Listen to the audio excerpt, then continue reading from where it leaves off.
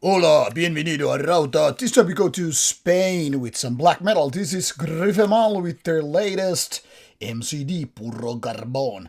I'm not gonna kid you. Honestly, I read it originally like Puro cabrón. So, okay, interesting.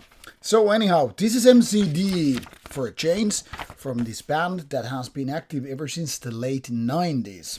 So one of the most active Spanish black metal bands, and of very, how to say, quality levels are changing.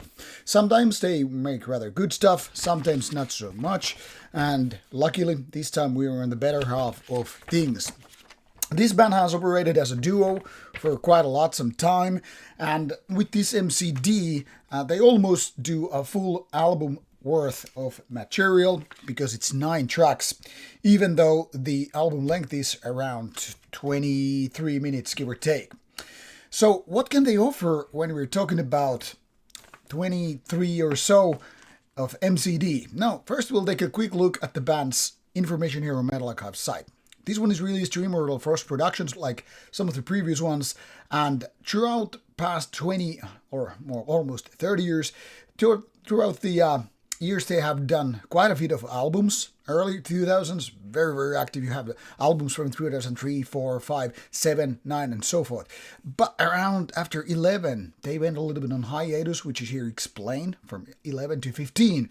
And then they came back with full force, releasing album 2016. However, this time the difference between the albums were a little bit lengthier or longer before the break. So 4 years and 3 years, and La Gran Victoria del Mal, the Great Victory over Evil, was released 2 years ago, and now they have this Puro Carbón, a 2025 MCD released out in February. So 9 tracks, of which there is one short outro. Most of the tracks are less than 3 minutes, so it's very fierce, aggressive, straight to the point kind of a black metal.